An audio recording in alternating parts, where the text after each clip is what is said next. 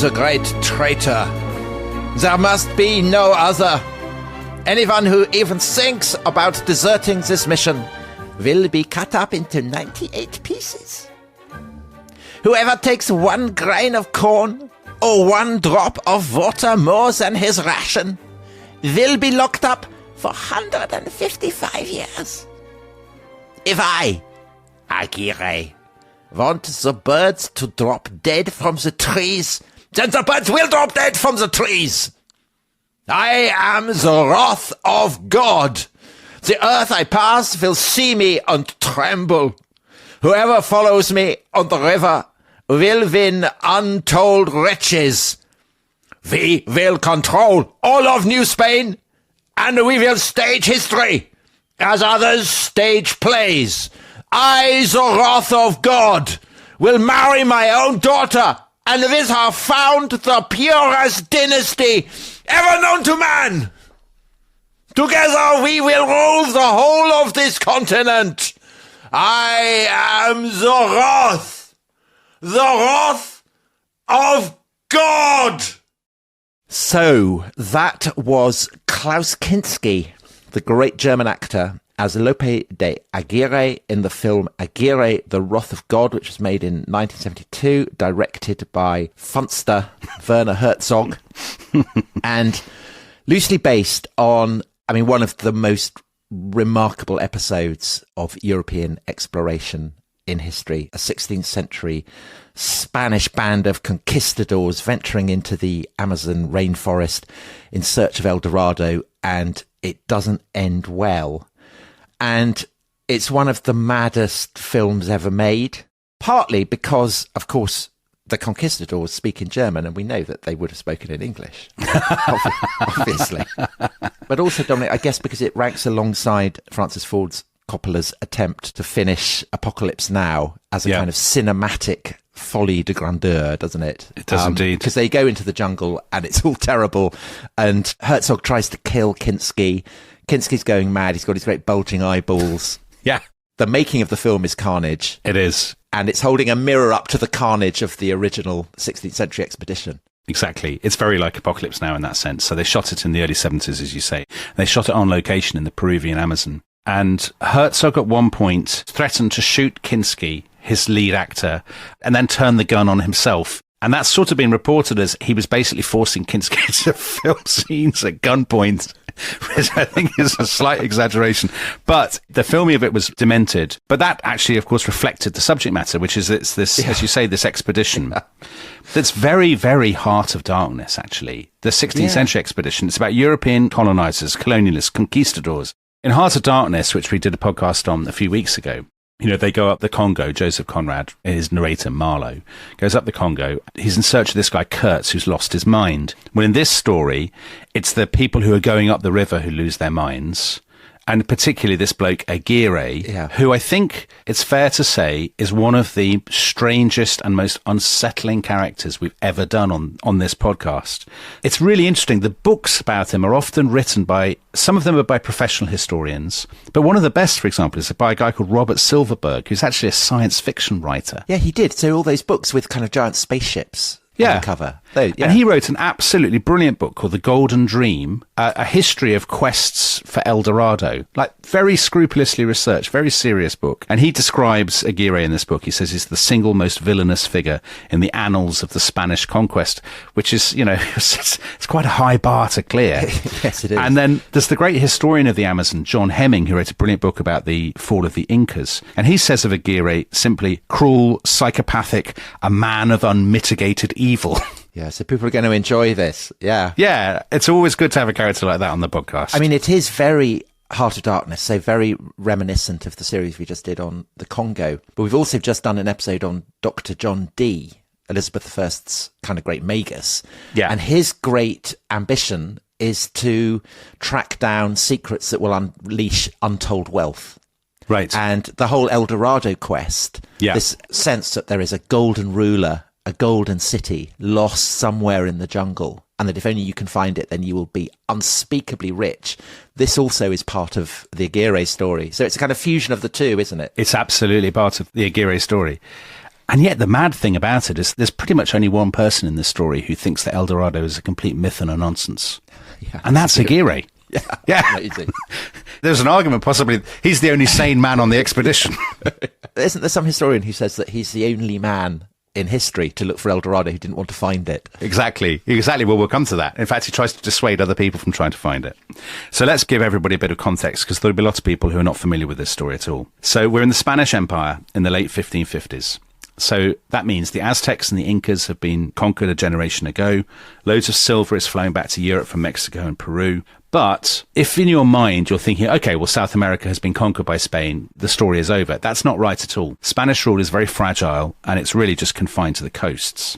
And Spain itself, although it's very rich and powerful, it's in a kind of world of trouble. So the Emperor Charles V abdicated in 1556, and Spain and its empire passed to his son Philip II. He appears to be very rich and powerful, but he inherits a great mess. There's huge inflation thanks to all of this silver. Spain has been fighting all these wars in Italy and the Holy Roman Empire. He has to default on Spain's loan straight away. He's got no money. He's struggling to raise taxes in Spain itself. And the obvious place to look is the New World. Let's get more gold and silver from the New World. But the problem is that his authority, and this is going to be really important in explaining the political context to this story, his royal authority is very weak in the Spanish colonies. So in Peru, for example, the Incas have, as it were, fallen, but there are still only about 4,000 European Spaniards in Peru, in Lima and whatnot. And they are fighting these endless civil wars, and there are little rebellions and feuds and things. And in 1556, a new viceroy called the Marquis of Cañete arrived in Lima from Spain. And Dominic, when he arrives in Lima, does he find the lilting of a Spanish guitar? He doesn't actually, Tom. He hears the sound of screams and chaos. Okay. Because law and order have slightly broken down in Lima. This is not the world of Paddington Bear, it's fair to say. Okay. It's a much darker world. The place is in chaos. There are unemployed soldiers and ruffians everywhere, total sort of feuds and vendettas. And he has to try to sort this out. He wants to find money to impress Philip II. And you can see why this scenario would appeal to a science fiction writer. Yeah. Because it's a kind of staple, isn't it? The new colony on a distant planet. Yeah. Full of gun runners and smugglers and desperados. That's exactly what it is. I think we should assume that almost everybody in this story, who we mentioned from this point onwards, has an enormous scar running from their eyebrow right down to their chin or something. A weapon with a personal nickname. Exactly. Yeah. Gut splitter. Yeah. The widow weeper or something of that kind. Anyway, at about this point, when the Marquis of Cañete arrives in Lima, an Amazonian Indian chieftain arrives in Peru from the east. And it's very like the sort of barbarians on the periphery of the Roman Empire. There are all kinds of movements of people who are pushing other people because of the arrival of the Europeans. So it's caused kind of chaos among the tribes. And this bloke is taken, the leader of this tribe is taken to see the Spanish authorities. And he says, we've travelled a long way, we've travelled along the Amazon, and I have seen lands rich in gold. And the Marquis of Cañete's eye, he raises his eyebrows to this. Yeah, he's, brilliant. And this tallies with two things that people in the two great colonial cities of the western side of the continent, which are Lima and Quito, now in Ecuador, this tallies with two things that they believe. First of all, 10 years or so earlier, a man called Francisco de Orellana had led one of the great expeditions in all history. The first European expedition along the whole length of the Amazon. And he had travelled for 4,000 miles. And Orellana reported that he had seen very large, very rich settlements, people who lived in towns, people who wore fine woven clothes with great pottery, and loads of silver. And for centuries, people have assumed, since then, that this was all nonsense and just a fable. But actually now the trend among historians of Amazonia is to say, actually, Amazonia probably was more built up than we think. And there were more people there, and they were more sophisticated, and they were all killed in the long run, or a lot of them by disease and things. So they've been discounted ever since. But archaeologists now think there was a lot of truth in this. And then the second thing is that in Lima and Quito, people have been swapping stories about this place called El Dorado.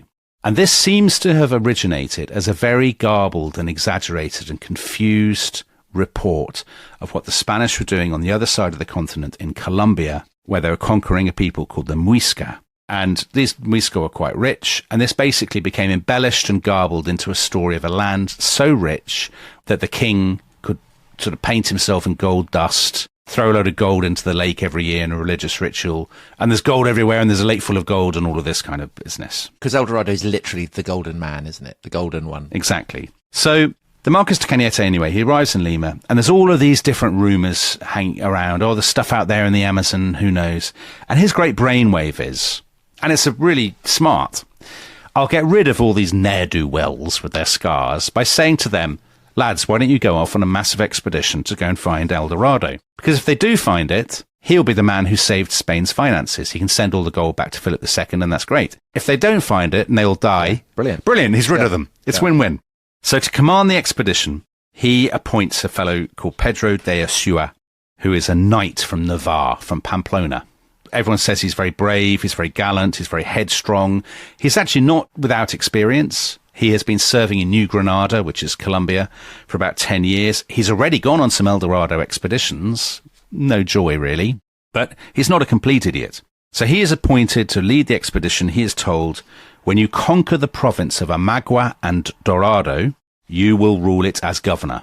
And he thinks, well, brilliant. Because this is, of course, what conquistadors want. They want a slice of territory, and they want an official appointment so that they can make money out of it. That's what all this is about. It's what Cortez, Pizarro, all of these people. So Ursúa, over the next year or so, he gathers his team. He gets a very, very large expedition by the standards of the day. About 400 Spaniards and thousands of Peruvian Indians, native Peruvians, I suppose people might call them now. And it's the largest European force for the next 2 centuries to enter Amazonia. I have to say most of the people on this expedition are not people with whom one would choose to go on holiday. They're kind of gangsters, mercenaries, ex-cons. They're hard men, I think it's fair to say, Tom. And they start building all these rafts and brigantines on the edge of Amazonia that they will use to go into the kind of river network. It's kind of a spaghetti western, only in a jungle. Exactly. It's a spaghetti western. So we're going to be doing some episodes about Harold Hardrada going into the lands of the Rus. And I think there's a slight Viking element to this, kind of slightly terrifying men who would be no strangers to a facial tattoo. Yeah. kind of venturing in search of gold and hopefully some slaughter. A lot of stubble, though. Exactly, yeah. This is a slightly sweatier version, I think it's probably fair to say. Anyway, in the summer of 1560, before he sets off, Ursúa gets a letter from a friend. And the friend says to him, look, you're making 2 dreadful mistakes. Mistake number 1, you are taking your mistress, who's called Doña Inés de Atienza. Please tell me she is incredibly ugly. Please tell me she's not absolutely gorgeous. Tom, so gallant. Well, but it's for her own good and for the good of the expedition. So, no, she's said to be the most beautiful woman in all of Peru. That is mad. Disastrous. 400 desperados and 1 woman. Yeah, so she's a young widow. She's probably mixed race, a mestizo. There are like 4 or 5 eyewitness accounts written after the event. On this issue, they're frustratingly inconsistent. So some say she's a woman of unimpeachable honour. Others say she's a little bit free with her affections. It's fair to say. So it's hard to know the truth there, Tom. I think listeners must just make up their own minds. Anyway, Ursúa's mate says, you are mad to take her with you. Nothing good will come of it. And I quote, greater evils will follow than you can possibly suppose. And I have a sense they're not wrong. Yes. Well, especially as the friend also says, you're not just taking quite bad men. Some of the men you're taking are unbelievably bad men. And he says the worst is a man called Lope de Aguirre. So we know from a letter that Aguirre later wrote to Philip II, which we shall come on to. Aguirre had been born in 1510 in the Basque Country. He'd come to Peru in his early 20s. He'd worked as a horsebreaker and a general enforcer. That's a terrifying CV, isn't it? And there's a wonderful account based on other accounts by a Franciscan monk called Fray Simon. And Simon said of Aguirre, he was of short stature and sparely made, ill-featured, the face small and lean, beard black, the eyes like a hawk, and when he looked, he fixed his eyes sternly, particularly when angry. So he's generally a slightly unsettling presence. Yeah. All the chroniclers agree that he talks a lot, he's very roughly spoken, he's incredibly bad-tempered, and he's incredibly vengeful. And when you think this is in the context of the conquest of South America. Yeah, and people are saying, now this bloke, he's crossed the line.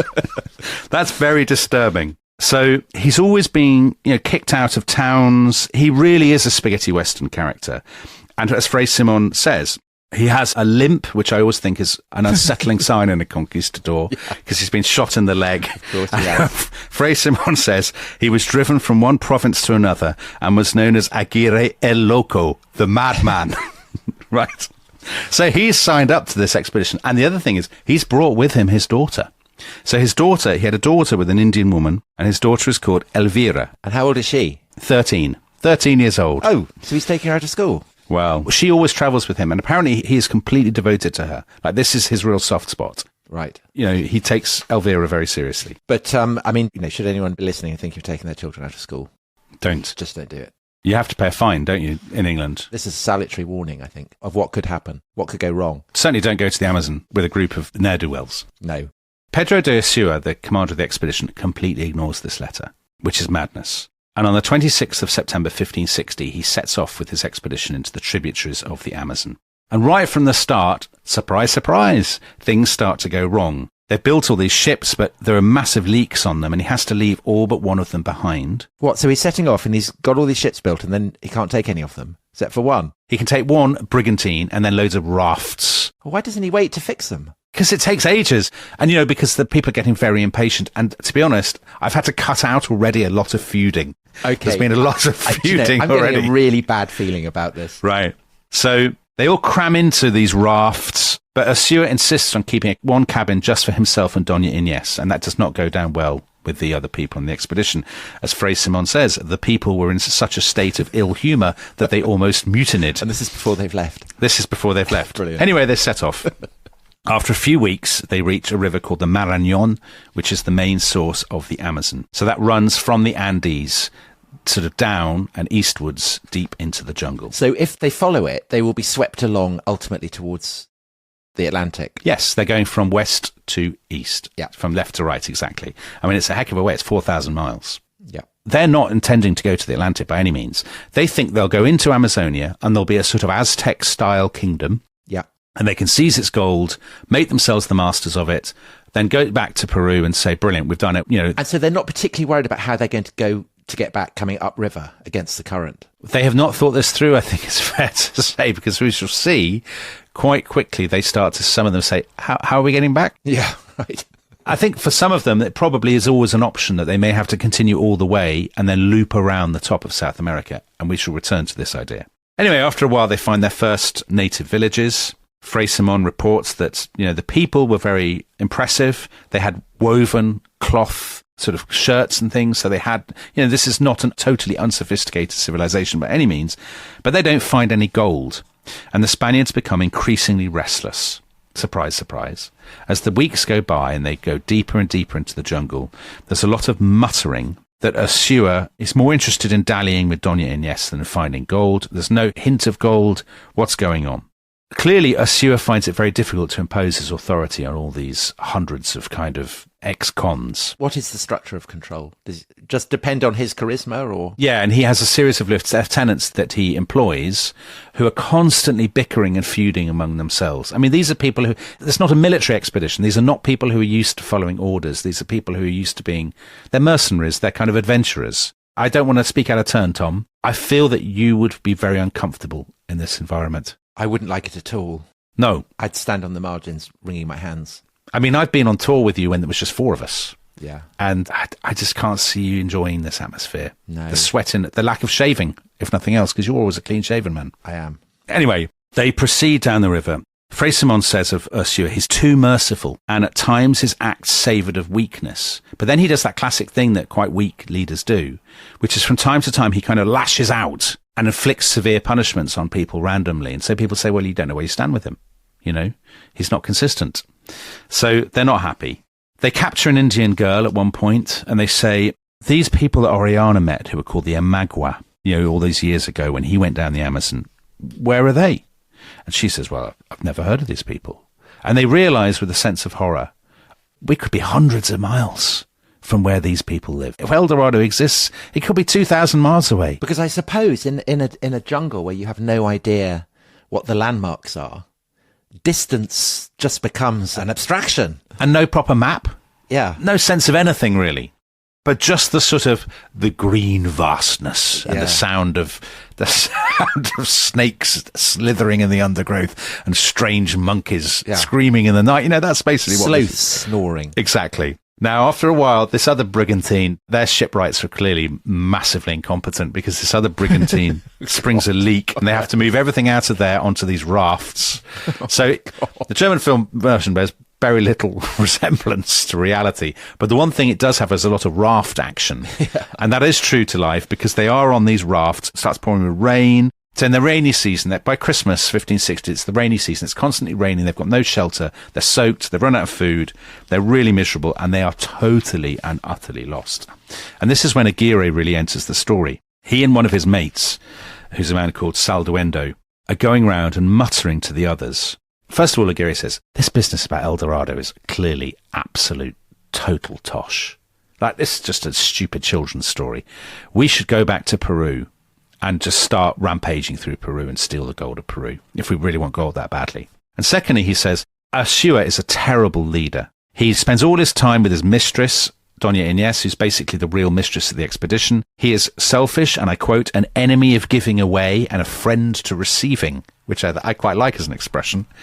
And he is going to force us to stay in the jungle until we're grey-haired old men. And, if we don't act, we're going to get deeper and deeper, and we're going to be just completely lost, and we'll all die. I mean, he's got a point with both, hasn't he? I mean, he's not wrong there. Aguirre is a madman in many ways, and we shall see he does behave unbelievably badly, even by Rester's history standards. But in this, he's not actually wrong. Yeah. So when he goes around saying this, people say, well, who's going to be in charge? And Aguirre, to his credit, he doesn't say myself. He says, there's a young nobleman who's travelling with us called Don Fernando de Guzman. His birth and merits are worthy of greater honours. And he says to Guzman, he goes to Guzman, he says to him, look, if we get rid of Ursua and you take over the leadership of the expedition, Philip II may well initially be annoyed, but when he hears the circumstances, he would consider it a good service and he will specially reward you. And he says to Don Fernando at this point, look, we won't kill Ursua, we'll just leave him by the side of the bank or something. I mean, by the way, that would be effectively to kill him, I'd imagine. I mean, it's not like he's going to make a new life for himself in the jungle. Anyway, Don Fernando, as I think as you can expect with a man who goes around calling himself Don Fernando, he's a very vain man. Right. And he is, and I quote, swelled up by the wind of ambition. He gave thanks for what they offered him and assented to all their projects. There was something in the air that night. There was. Stars so exactly. bright. Alan Partridge's son is called Fernando. Yeah. I imagine these people as being very similar. Right. So Don Fernando says, right, I'm in. Okay, let's get this plot started. And at that point, Aguirre says, yeah, there's one slight change. Actually, we probably will kill Ursua after all. And Don Fernando is shocked by this, but he's in too deep. He's implicated in the plot, so he can't back out. But I mean, it's ridiculous to be squeamish, as you said, because to just dump him on the side of the river, I mean, is a death sentence anyway. Probably more merciful to kill him. That would be my attitude. I would have hardened up by this point. You and I are completely on the same page on this. So on New Year's Day, 1561, they're camped in this village by the side of the river.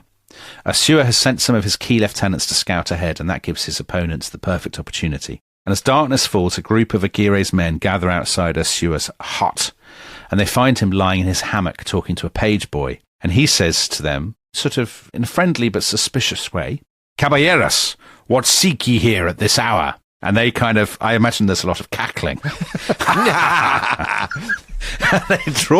They draw their knives and swords, plunge them in, and that is the end of Pedro de Ursua. He is dead. And then they start shouting. It's interesting what they shout, actually. They shout, "Liberty, liberty, long live the king, the tyrant is dead." So at this point, they're trying to dress it up. Yeah. As an act of loyalty to Philip II. They've had a bad leader, they've got rid, and the king will be very happy. Sic semper tyrannis. Exactly. The camp is in total uproar because people can hear the shouting and screaming. They butcher another of Ursua's lieutenants, who's a man called Vargas, who's come out in his cotton armour. So this is one thing the German film gets wrong. They're all wearing enormous metal armour in the German film, but in reality they'd have worn sort of Aztec or Inca-style cotton, padded, quilted armour. But the metal makes them look sweatier. I mean, it's good for the visuals, I think. And wearing a quilt in a film just looks ridiculous. That's not intimidating. No. So then, of course, with staggering predictability, they immediately break into the wine stores. They all drink this wine and get absolutely wasted. They round up Ursua's other mates. They kill them as well. They don't kill Doña Inés. I was going to ask about her. What's her fate? So she's just hanging around in her own hut. She's not mentioned at this point, but we know she's mentioned later on. So she's just presumably quaking in her heart, very anxious. I mean, these don't seem the kind of guys who would necessarily be 100% chivalrous towards the mistress of someone they've just killed. I have to tell the listeners, if they've already formed a great attachment to her as a character, the second half will make challenging listening. So they then assemble the next day with massive hangovers, and Don Fernando is the new leader. And he says, I've decided we'll continue the search for El Dorado, because when we find all this gold, the king will forgive the murders and he will give us handsome rewards. So we should draw up a document explaining. The Spanish are so legalistic, aren't they? They did this all the time in the conquest of Mexico. Do you remember when we did that series? Yes. They're always drawing up requirements and reading out legal documents to people who don't understand them and things. So I've got a question, which is, this is a highly dangerous expedition. Everyone knows that there's disease and wild animals and people with blowpipes and all that kind of stuff. Why would they ever confess to having murdered this guy? Why don't they just say, oh, he died of, some disease or something? I mean, it just seems a bit odd. There's a lot of them. Remember, they travel with 400 people. I suppose they think the news will come out. I suppose. And because some of the people there were not party to the plot and are perhaps a little bit displeased about it. So they think it's better to have an excuse. So they draw up this legalistic document. Don Fernando signs first, and then Aguirre steps up and he signs his name as follows. He writes, Lope de Aguirre, the traitor. Wow. And there's great gasps and shock. And Aguirre laughs. And how does he laugh, Dominic? I imagine a demonic laugh at this point. So I'll do a variety of laughs later on. There'll be a lot of opportunities, put it that way. That was terrifying. He says, you have killed the king's governor, one who represented his royal person, clothed with royal powers. We have all been traitors. We have all been a party to this mutiny. I mean, again, he's not wrong, is he? No. See, again, there is an alternative explanation, which is the only sane person in a world of fools. I mean, there is a kind of Shakespearean quality to this, where it's the villain who speaks the truth, like kind of Richard III or Iago or whoever. Yeah, well, because of what he says next. He then says to the assembled company, this business about El Dorado is demented. Even if we found it, there is no way Philip II would allow us to keep it. He would send in viceroys and governors and bureaucrats. It's madness to be wasting our time on this. We should go back to Peru. There's a load of treasure there. Let's kill everybody in Peru and take the treasure. That's just a much more sensible way of proceeding. There's a huge argument. The council breaks up and this issue is unresolved. So they set off downstream again, deeper and deeper into the Amazon. Now, by this point, Aguirre has clearly realized what perhaps some of the others have not yet woken up to. There is no way, actually, that they're going to be able to get back upstream. Because by now the current is getting stronger and stronger. It's really strong. The Amazon, these are big rivers. There is no way with these terrible rafts that they're going to be able to go back the other way. The more I hear about him... The more you like him. The more I like him and the more I think I would have rallied behind him. Well, we'll see if you could maintain that position in the second half. I'm aware that it doesn't end well. So they now discover they've got massive holes in their rafts. They have to stop by the side of the river and build new ships. That takes them 3 months. I mean, day after day, hammering and stuff, cutting down trees to make nails and planks and things. They've got no food. They're living off wild fruit. And I have to say, their own horses, because they had horses on these rafts. So they're now eating them. And Aguirre actually is quite pleased about this because he thinks if we eat all our animals, there's no way we can sort of settle down or be tempted to capture towns and, all this stuff. We'll just have to keep going all the way to the Atlantic and get out of here, which is basically what I want to do. And I think it's about this point that the mood really, really starts to darken. What do you mean starts to darken? Yeah, no, because that was all prelude. That was all quite jolly. God. Because previously, when they'd got on reasonably well with the native population, they had done a bit of trading. Of course, there'd been a bit of violence, but nothing completely off the scale. Now, there's a lot of fighting. And basically, the word spreads these Spaniards are bad guys. And whenever they go out to look for food, they're often ambushed by Indians. There's also a huge row, one of endless huge rows inside the camp. Some of Don Fernando's friends say, look, you actually need to get rid of Aguirre. But he doesn't have the guts. He demotes him as second in command. And the problem is, Aguirre, as we've established, is a very vengeful man. So Aguirre just notes this slight. He hides his fury and resentment, but he's determined one day that he will get his revenge. So we come to March 1561. Don Fernando and Aguirre call another meeting. You can sense that the mood is getting very paranoid. They begin by demanding that every man pledge his loyalty to Don Fernando by God and the Virgin. And then Aguirre addresses the men and he says, look, we've been talking, the plan has changed. We are going to forget about El Dorado now. We are going to seize the wealth of Peru, and we will crown Don Fernando Guzman, our general, by the grace of God, Lord and Prince of Peru, the Maine and Chile, to whom by right these kingdoms belong. Wow, there's a twist. He says, we forswear our allegiance to the King of Spain. And Aguirre makes this huge pronouncement. He says, from this day forward, I pledge myself to my Prince, King and natural Lord, Don Fernando, and I swear and promise to be his faithful vassal and to die in his defense. So that's a death sentence, isn't it? And then he turns to Don Fernando, he bows, and in front of everybody, he kisses his hand as the new Prince of Peru. And Tom, I hate to tell you, but with that traitor's kiss, the real nightmare begins. Brilliant, Dominic. Okay, so it's been an absolute pleasure jaunt up until now. But in the second half, we will find out how, as Dominic just said, the nightmare begins. This episode is brought to you by Rocket Money. Tom, we often talk about how to organise our finances. I'm very conscious that I'm paying for a lot of mad subscriptions. And there's one thing that we've talked about often on this show. It's the thing that we probably hate more than any other, and it's a hidden fee. I would love to get my finances under control. There are all these things piling up on our bank statements, and I think I need to fix this problem. I need to sort this out and to stop this. I mean, my finances are so chaotic that I need this app. So I'll tell you what it is. It's called Rocket Money. It's a personal finance app that helps find and cancel your unwanted subscriptions. It monitors your spending and it helps to lower your bills so that you can grow your savings. With Rocket Money, you can track all of your subscriptions and you can easily cancel within the app with just a few taps, saving you time, avoiding charges. And you can also set budgets and goals and get personalized insights and regular reports to track how you're doing. They will even send you real-time alerts for large transactions, upcoming bills, refunds, and even low balances. So let Rocket Money help you reach your financial goals faster. Join at rocketmoney.com/ishistory. That's rocketmoney.com/ishistory. rocketmoney.com/ishistory. Hello, welcome back to The Rest is History. We are with Aguirre, the wrath of God, the traitor, El Loco, the madman. The epithets are piling up, and Dominic, none of them are good. And none of them are looking good for Don Fernando, who is in nominal charge, has just been proclaimed by Aguirre, basically Lord of the whole of South America. So he must be feeling pretty pleased. But I'm guessing, I don't know, just something telling me he's not going to be around for long. Guess what? The clock is ticking for Don Fernando, I think it's fair to say, Tom. So he's the Prince of Peru, but they're lost in the middle of the jungle. So it's fair to say his title is purely nominal at this point. And Aguirre says, look, this is how we're going to get out. I've got my plan. We'll finish building these brigantines, these ships. When they're ready, we will sail all the way down the Amazon, another 2,000 miles or whatever to the Atlantic. Dead easy. Then we will head to an island called Margarita, which is off the coast of Venezuela. There's a Spanish base. We will take that base. We'll get supplies. We'll recruit people there.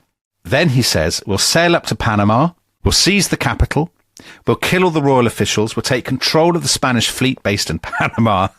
We will rally the colonists of Central America, and we will cross the Isthmus of Panama and launch a seaborne invasion of Peru and seize the gold of Peru. Now, if you were standing in the middle of the jungle, soaked with rain, you've only eaten kind of overripe fruit for the past month and a horse. And Dominic, I'm imagining a lot of leeches. Yeah, loads of leeches.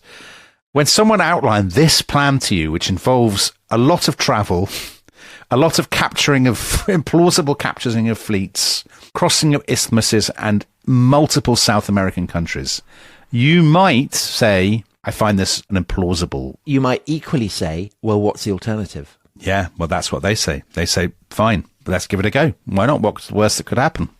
I think it's fair to say they haven't really thought that through, because the worst that can happen is probably a lot worse than they're imagining. Well, I'm not sure about that, actually. I mean, being proactive is better than just sitting there and being eaten by leeches and dying in the middle of nowhere. That's true. I mean, at least to try. And as we'll discover, maybe they had a few laughs along the way.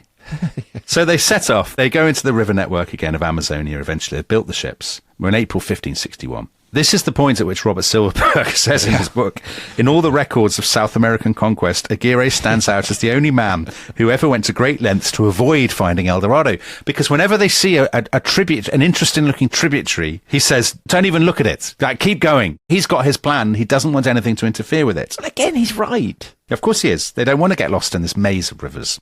It's a terrible sort of labyrinth, sort of riverine labyrinth. They're eating fish. They're living off turtles and manatees. Oh, that's terrible. Manatees are endangered. Perhaps this is why. El Loco. They're all incredibly emaciated. They're all going a bit mad. After a few weeks, Don Fernando, who's still hanging around, some of his friends say to him, this is mad. I mean, the El Dorado thing was pretty mad. But this idea about looping around and conquering Peru is absolutely bonkers. It's never going to work. Let's get rid of Aguirre. But they delay too long. They talk about it, but they don't do it. They have a sort of complicated plan. They're going to invite him aboard a ship and stab him and all this. And in the meantime, word leaks out. And so Aguirre finds out about it and he decides he will strike first. So the first person that he gets rid of is his friend, Senor Salduendo, who had been his ally earlier on. He's started sleeping with Doña Inés, and Aguirre finds that disgraceful. And he denounces his former friend as a traitor. He sends his men to overpower him and to butcher him with knives, which they do. He says, oh, actually, Doña Inés is a massive drain on this expedition and a distraction. She's got to go. And he sends two of his henchmen, who are called Carrion and Yomoso. Yomoso will be reappearing in the story in a colourful manner. These two guys turn up with daggers to kill Doña Inés. And the various chroniclers and eyewitness accounts really go to town on this. They're said to have stabbed her so ferociously that she drowned in her own blood. One account says they took an unnatural delight in mangling what had once been so beautiful. Another, even the most hardened men in the camp at the sight of the mangled, that word again, the mangled victim, were broken-hearted, for this was the cruelest act that had ever been perpetrated. But Aguirre, he doesn't mind. He thinks it's great.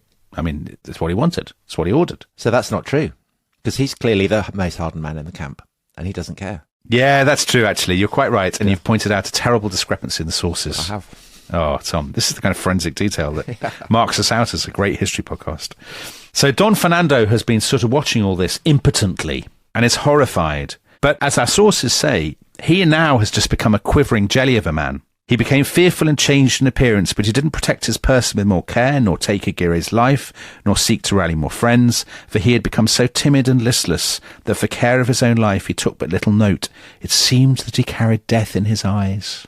So the end comes for him a few days later. They're camped on an island in the middle of the river.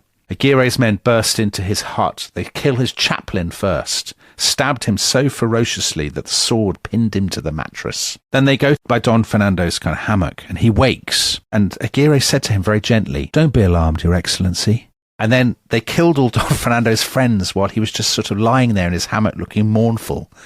And then they shot Don Fernando with their arquebuses and hacked him to pieces with their swords and threw him in the river. So that's the end of him. So he never becomes king of Peru. He never became king of Peru at all. He just is floated down the Amazon in bits. It's a warning never to have dreams above your station. That's what it is. That's exactly what it is.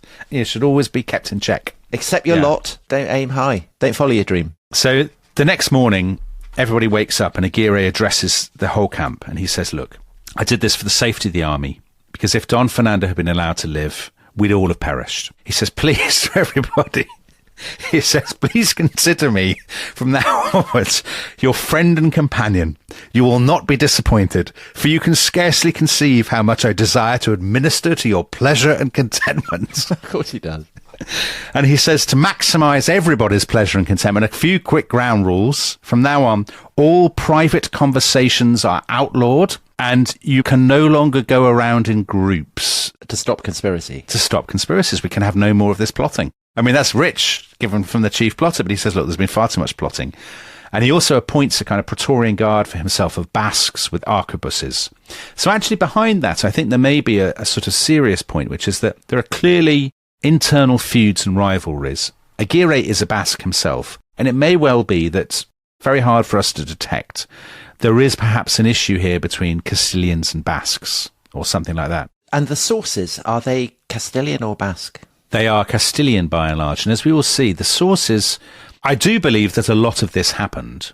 that a lot of what is being reported is true. But I think the spin they are putting on this is very particular, as we shall see, because these are eyewitnesses who have been part of a rebellion against the King of Spain and want to excuse themselves by explaining how they were being misled by a madman. So it may be that Aguirre isn't Less mad. I mean, more like Unai Emery, the Basque manager of Aston Villa. Right. Not a madman. Not a madman at all. A very good manager. But you would follow him into the jungle, Tom, would you not? I absolutely would. I'd do whatever he said. But I mean, if it all went wrong... Would you then smear him as a loco? You claim that he had a limp and stuff. I'd like to think I'd stay loyal. Right. Well, some of Aguirre's people did stay loyal right to the end. That would be me. I mean, if he was like Unai Emery. I mean, not if he was like Klaus Kinski. Yes. Just putting that on the record. Fine. Yeah, you wouldn't follow a German, is what you're saying. I wouldn't follow a very sweaty guy with bulgy eyeballs who's wearing too much armour. But I would follow a twinkle-eyed, charismatic leader of men in a tracksuit. Or actually, Emery's very kind of dapper. Yeah, he never wears a tracksuit. No, he doesn't. Very kind of dapper coat and scarf. Do you know what he is? He's courtly. Yeah, he is. A word one would often use of a Spaniard. Yeah, courtly's absolutely the word. You're right. He actually has kind of quite a 16th century face, I think, like a kind of Cavaliero in an El Greco painting. Right. They're now in, I guess, where are they? They are in northern Brazil. They've got completely lost. Do we know how far they've got to get to the Atlantic now? They're well over halfway. They are now probably go round about a river called the Rio Negro. So they're heading across the border into what is now Venezuela. And just to ask, no one has ever done this before. No, they have no idea where they are. Now, actually, at one point, they see campfires, they see lights burning on the horizon, and they have a few guides left, a few native guides. And some of the guides say, God, this could be it. This could be the land of the Amagua, these people who are very rich. And Aguirre is furious at this. He says, on pain of death, nobody is to look at this town or talk about it or mention the Amagua again. Because he's really wedded to this plan of sailing around the top of South America in some way and then crossing the Isthmus of Panama and then seizing the gold of Peru. He's right. Well, he's also at this point very, very paranoid. So Fray Simon says, so many were the fears that disturbed the wicked conscience of Aguirre that although he had killed those whom he feared, he never felt secure from the survivors. And I think that's definitely true. At this point, he really starts getting into his garroting. So there hasn't been a lot of garroting so far, but now, I mean, I can't stop the narrative every 5 minutes for all the garroting. Just assume that it's constant. I mean, it's a more merciful way to go than stabbing someone to death. So perhaps he's coming round to him. Well, this I think you would disagree with, Tom, because I think there's a hint of a kind of satanic nihilism. I love a satanic nihilist. So Fray Simon says that Aguirre at this point banned his men from praying, and he said, throw away your rosary beads, you don't need them. He said, if you're worried about your souls, you should play dice with the devil. It's a good phrase. And then he says, he's very Friedrich Nietzsche, actually. He said, he told his men that God had heaven for those who chose to serve him, but that the earth was for the strongest. He knew for certain there was no salvation, and that being in life was to be in hell, and that he would commit every species of wickedness and cruelty, so that his name might ring throughout the earth and even to the ninth heaven. He's like the judge in Blood Meridian. Yeah, Blood Meridian. Or the Marquis de Sade or something. There's a kind of ideological sadism to him, I think, at this point, if this is to be believed. They now enter the Orinoco River, and the river is widening, which is great news for them because it means that they're clearly approaching the Atlantic. It's really hot and humid in Venezuela in July, which is when they're there. And Aguirre is very hot-tempered. He says, we've got all these porters and guides with us. Let us abandon them here. So they abandon them on the riverbank, and they're crying and they're desperate. And there's nothing there. I mean, there's nothing there at all. Kind of dangerous animals and mud flats. And a couple of the Spaniards say, come on, this is a bit harsh. I mean, we've been travelling with these guys for months. And Aguirre says, right, you've got to go. And he has them garroted or shot, people who try to protest. And then at last, on the 1st of July, 1561, they enter the Atlantic. This incredible voyage, they've covered 4,000 miles in 9 months.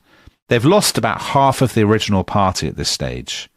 But they're still alive. 17 days later, they glimpse the island of Margarita. When they see the island, Aguirre says, brilliant, and he celebrates by garroting 2 more of his men, who he thinks could conceivably betray him to the authorities when he gets there. And then they sail to the island, and he sends a messenger ashore to ask for help with the words, we are ordinary sailors lost at sea. And presumably this is quite convincing, because they must look an absolute mess after... Yeah. How long have they been in the jungle? 9 months. 9 months. They've been there 9 months. They're emaciated. They're sodden. They're filthy. The governor completely believes this. So he turns up with his officials, and it's all very, very friendly. And Aguirre says, would it be all right if we came on shore? Can we take some exercise and bring our weapons just to practice? And the governor says, yeah, great. So they march ashore as though they're kind of on parade. It's very well planned. And then they sort of unsheathe their swords and level their guns, and they take the governor and his officials hostage. So this is obviously not a huge place. You're talking about hundreds of people rather than thousands. But because, as we said at the beginning, the Spanish presence is quite thin. It's quite thinly spread. So they march into the main town of Margarita. They seize the fort. They lock up the governor and all the other bigwigs. They break into the treasury. They steal all the gold that's been stored, ready to be shipped to Spain.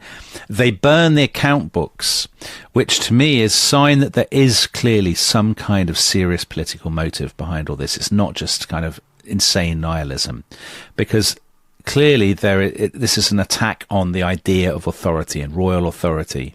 And what I think we'll see runs through this is that Aguirre and some of the others clearly have a deep resentment. He's already said, if we capture El Dorado, Philip II will take it from us and give it to aristocrats and viceroys and bureaucrats. And of course that had, for Cortez in Mexico, when we did that episode, that series a couple of years ago, that had kind of happened to him. He'd conquered it all and then been sort of pushed out. And so I think that's at the back of their mind. I wonder also, is there a kind of element of Basque nationalism would be anachronistic, because the Basques are proud mountain people? I mean, a lot of these people are from a kind of Spanish periphery. So, famously, Cortez and his allies in Mexico, a lot of them had come from Extremadura, the sort of borderlands. And again, Aguirre is from a borderland. He's not from metropolitan Spain, Castile, from, one of the great cities. And I think there probably is a fair bit of resentment, actually, of kind of royal officials. But also Spanish, Castilian kind of authority. Exactly. And actually, we'll see, there'll be more proof of this in a second. One great problem for them is that a missionary is visiting Margarita, has stopped at Margarita while they're there, a man called Montesinos, a guy from Santo Domingo. And he has a big ship and he gets away in the chaos. Bad news for Aguirre. It's very bad news. He goes off to the mainland. And this is the point at which word of Aguirre's return and his kind of misconduct begins to spread across the Spanish colonies. So from this point onwards, he has lost the element of surprise that I think was so important to him. And I think this is the point at which, dare I say, he really does begin to lose the plot. So up to this point, with all the garroting, I think there has still been an element of rationality. But we're told that at this point, some of his men tried to defect, and he was, quote, furious and raved like a madman, foaming at the mouth with rage and passion. He has them captured. He garrots them. Their bodies are displayed with the message, these men were executed because they were faithful vassals of the King of Castile. Perhaps another bit of evidence for your point, Tom. Or of kind of class resentment, perhaps. I think there definitely is a bit of class resentment. And actually, sort of jumping ahead, in the 20th century in particular, some Latin American historians said, this guy's not a madman, he's a class warrior. He's a socialist. He is a Marxist avant la lettre. Right. Possibly going a little bit far. Is it based on the evidence so far? But he issues orders. He says, we must round up all the, and I quote, bishops, viceroys, presidents, auditors, governors, lawyers, and procurators, as well as the caballeros of noble blood. In other words, the gentlemen.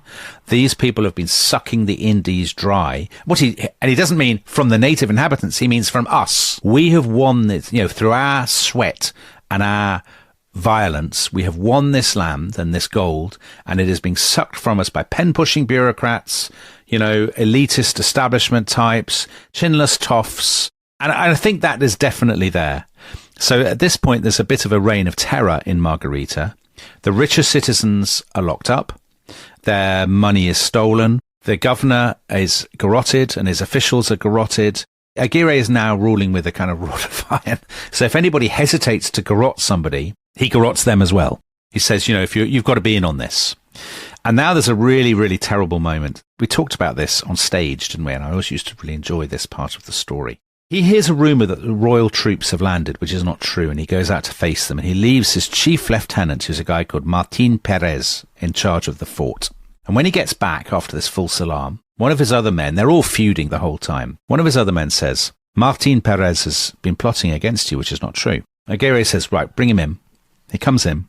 Aguirre's men kind of leap out from behind the furniture or something and stab this man and shoot him with an arquebus. But Perez is not killed. He's hideously wounded. Kind of blood and entrails are everywhere. And he manages to, like a sort of Frankenstein's monster, he lurches out of the room in this kind of, imagine this lovely colonial mansion. Yeah, holding in his guts. Wooden balustrade, leaving this, and he's like lurching like a monster down the corridor, people screaming and running in terror and stuff. And Aguirre's men are chasing, I shouldn't laugh, it's a terrible scene. Aguirre's men are chasing him, like still trying to stab him and shoot him and stuff. And eventually they corner him, I mean, literally in a corner, and they manage to finish him off. They cut his throat. And it's a terrible scene. I mean, his entrails are everywhere. Aguirre spots one of the men clearly looking a little bit green. Yeah. And this is a guy called Anton Yamoso, who had been one of the murderers of Doña Inés. And Aguirre says, you don't look like, you don't seem to be enjoying this. Were you part of his conspiracy? Do you hold so lightly the love that I feel for you? And Yamoso is terrified and he protests his innocence. And Aguirre seems completely unmoved and, he's kind of reaching for the garrote. And Yamoso drops to his knees by the disemboweled body of Martin Perez. He basically wants to prove his loyalty. He shouts, curse this traitor! I will drink his blood! And then, as Fray Simon reports, putting his mouth over the wounds in the head with more than demoniac rage, he began to suck the blood and brains that issued from the wounds and swallowed what he sucked as if he were a famished dog. And Aguirre says to him, brilliant. You and I are very much on the same page. Like, you're clearly on the side of the angels. And so Yamoso has proved his loyalty, which is great. On the one hand, it seems so grotesque as to be an exaggeration. And on the other hand, so kind of revoltingly unspeakable that you'd think someone wouldn't make that up. They wouldn't make it up, and it's a very detailed story. Yeah. It's a very detailed story with names, kind of dates, places. So it's so hard to tell what the truth of this is, but undoubtedly there is a lot of very genuine violence. And I don't think there's any doubt that they have gone, because he would often say to his men, if you're thinking now the King of Spain can take us back, you are greatly mistaken. We are in so deep now that we just have to keep going. Well, that signature, the traitor, I mean, that's really what kicks it off, isn't it? It is. I mean, he's not wrong. He recognised, I think, straight away, there's no way back from this. When we're in, we're all in. So now he decides, right, we're going to have to carry on with the rest of the plan. We'll cross to the mainland. He has an exciting new flag, which he's had specially made, a pirate flag. Of course, it's black with red crossed swords on it. I mean, honestly, if you were in some New World port and you saw a ship with that flag sailing towards you. You'd run a mile. I don't want to be having to either have my brains drunk by somebody or drinking somebody else's brains. No. I mean, I wouldn't even drink your brains, Tom, to be frank. Oh, well, I'm glad that's on the record. So they cross to the mainland. It takes them 8 days. On the 7th of September, 1561, they arrive on the coast of what's now Venezuela. And it's deserted. The word has spread that he's coming, and the people have been told, evacuate the towns. We're sending troops. That this madman is on the loose. We'll sort this out. He burns his ships. A very kind of, Alexander the Great detail, exactly. He burns his ships and he says, he's got heralds and he says, go and proclaim a war of fire and blood against the King of Castile and his vassals. He marches on this town called Valencia and he's in a very sort of Mr. Kurtz mode at this point. So he's been carried in a hammock. It's incredibly hot. He's got a fever. He's completely emaciated. We're told by the sources he was reduced to a skeleton at the point of death. And I suspect at this point, some of his men are thinking, I really hope he dies. If there's some way we could get out of this. But he doesn't die. Unfortunately, he recovers from the fever, madder than ever. You keep saying this, that he gets madder than ever. Yeah. You don't think he was mad before? I think he's reached a certain level of madness a few pages back, to be honest. Do you? I think he's reached a certain level of madness several minutes ago. I think there's still some way to go, frankly. I mean, the whole drinking the brain stuff. The drinking brains is poor. I agree with that. I think you have to be pretty mad to be madder than that. He let the Basque Country down there, I think, Tom, it's fair to say. Yeah, he did. So he celebrates his recovery by executing a man called Gonzalo. And that Gonzalo's crime is that he'd gone off without permission to catch some parrots. That's the laugh. I think at this point there's a lot of crazed laughter as parrot fanciers are slaughtered around him. They get to Valencia and he writes this mad letter to Philip II, which many historians have written about this say is one of the maddest letters in Spanish history. Well, all history, you might say. I mean, let's pick it up. It is properly mad. He says, King Philip, son of Charles the Invincible, I, Lope de Aguirre, thy vassal, am an old Christian of poor but noble parents of the town of Oñate in Biscay. Actually, an old Christian is an interesting line because it's a reminder that actually Spain was not entirely Christian until relatively recently. Yeah, so he's contrasting himself with the Jews and the Muslims who've converted. Exactly. So his identity, he's saying, I am of loyal, Spanish stock. And he says, for 54 years, I did thee great service in Peru in the conquest of the Indians, and I did all this in your name, and I didn't ask your officers for payment. But you have been very cruel and ungrateful to me and my companions for such good service. Again, the hint of the political resentments that may lie behind this. We won these lands while you remained quietly in Spain. Remember, King Philip, that thou hast no right to draw revenues from these provinces, since their conquest has been without danger to thee. Again, that point. He complains a lot about the cruelties which thy judges and governors exercise in thy name, the oppression of thy ministers, who give places to their nephews and their children, who dispose of our lives, our reputations, and our fortunes. So, there are all these kind of Nepo babies coming over here and taking the big jobs. Also, a very 16th century theme, resentment of the religious orders. The corruption of the morals of the monks is so great. They tell you that they're converting Indians, but actually they are enemies of the poor, they're avaricious, gluttonous and proud. The poor, by that, he's again not speaking about the Indians, he's speaking about Aguirre and his compadres. Yes, exactly. And then there's an ending which I very much enjoy. Because the great thing about this is he lurches from one thought to another in the same sentence. So he says, my comrades and I pray to God that thy strength may ever be increased against the Turk and the Frenchman and all others who desire to make war against thee. But because of thy ingratitude, I am a rebel against thee until death. Signed, Lope de Aguirre, the Wanderer. So, as John Hemmings says, an extraordinary document, a mixture of rebellious defiance, megalomania and self-pity. Robert Silverberg says few kings had ever received such a message from a subject, shifting kind of attitudes within the space of sometimes the same sentence. And the tragedy is Philip II probably never even got to read it, because there's no evidence that he did read it. It must have been intercepted by a royal official and who filed it under M for mad. I mean, to be fair to Philip, though, he does love reading a letter. That's basically all he's doing, isn't it? Yeah. He's sitting in a very gloomy in El Escorial. Yeah. This would have livened up his day, I think. No. Just endless stuff about tax returns and things. And exactly. Then suddenly you get that. Let's get to the end of the story. Aguirre ends up cornered in this town called Barquisimeto in Venezuela.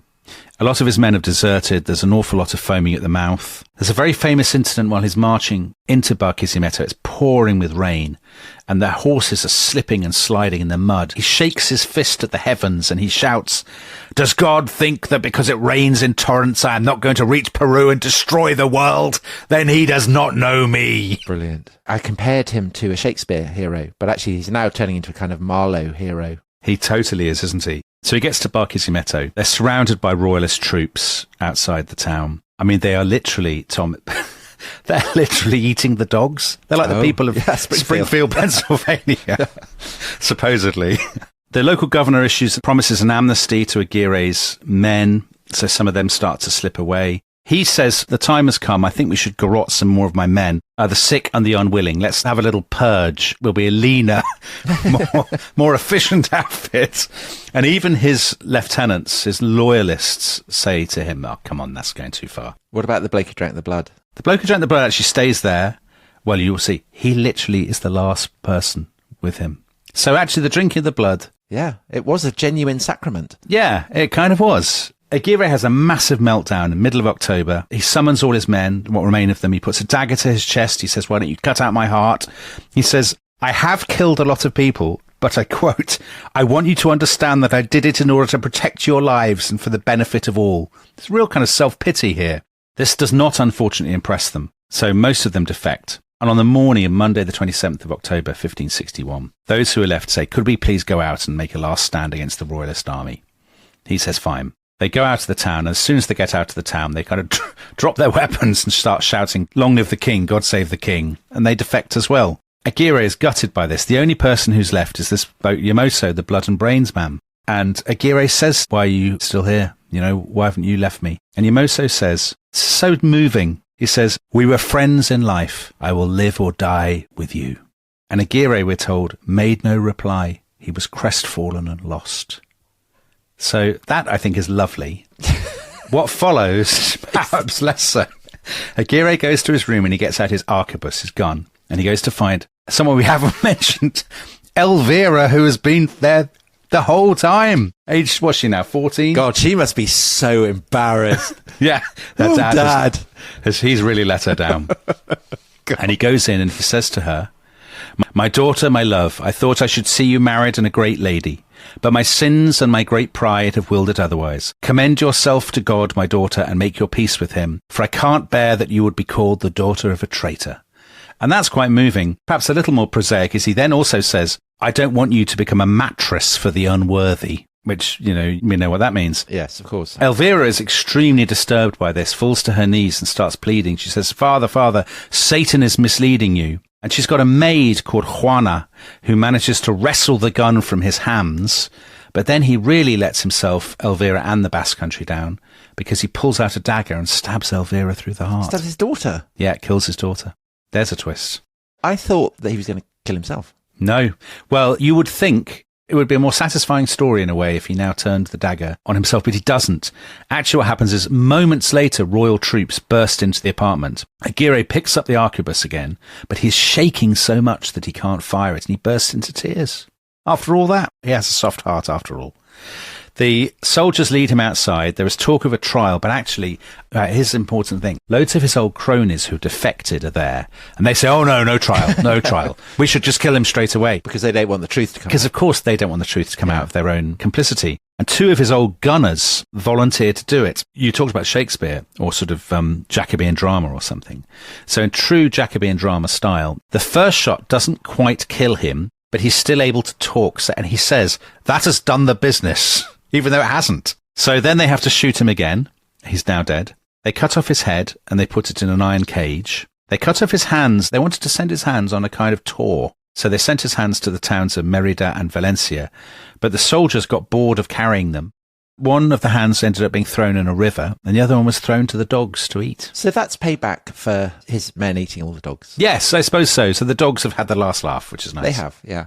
So that's the end of Lope de Aguirre, and I guess the question, very briefly at the end, is what it actually means. Does it have to mean anything? I think it does. I like a bit of a meaning. Do you not like a meaning, Tom? You love a meaning.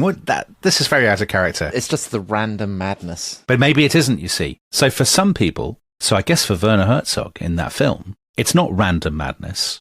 You could say it's Joseph Conrad-style Heart of Darkness. You go into the heart of the jungle. Your complicity in colonialism leads you into evil. I mean, that's how some people have interpreted this story. Alternative explanation, of course, is that it's rather like Mr. Kurtz. It's about the human condition. And it's about, we've all got a Lope de Aguirre, a brain-sucking, daughter-murdering madman inside us, whether we like it or not. And that's actually how most historians, they have said he represents human evil in its purest form. Or there's he's a revolutionary. Well, that's, I think, the more interesting explanation. And there's a very recent book by an American writer called Evan Bulkin. I think it was his PhD, called Wrath of God. And he argues he was the first revolutionary. I mean, South America has loads of revolutionaries, Che Guevara most famously. He argues that Aguirre makes sense politically, that you put him into the context of mid-century Spanish America, very flimsy colonial control, endless feuds, endless revolts, huge resentment of royal authority. And Bulkin points out all the accounts we have of him are from people who were complicit in the revolt.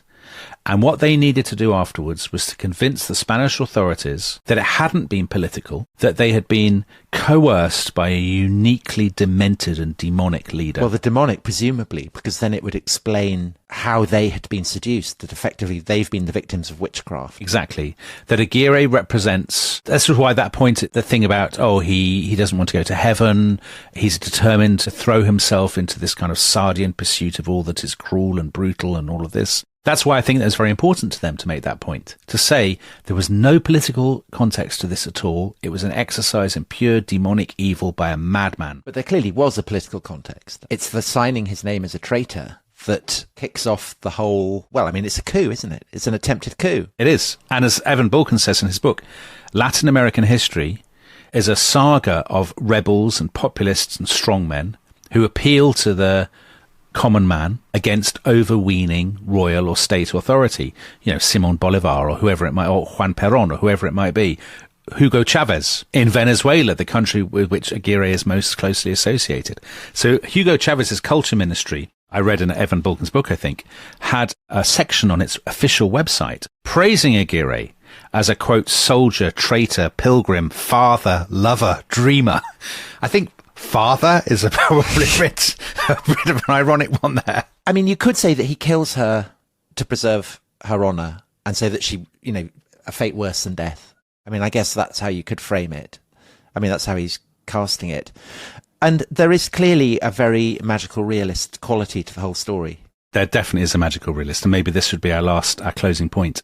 The most famous of all European travellers who went to Latin America was a guy called Alexander Humboldt, German. He went to Venezuela in 1799, and he reported that the locals there said to him that at night, strange ghostly fires danced over the plains. He wrote, "This fire, like the will-o'-the-wisp of our marshes, does not burn the grass.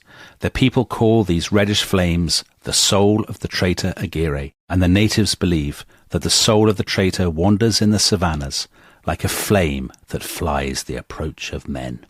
Well, Dominic, what an eerie note on which to end, and what a week it's been. We've had angelic voices and we have had the fires of demons. And in a sense, we will be having both next week, because we are back with season 3 of the French Revolution.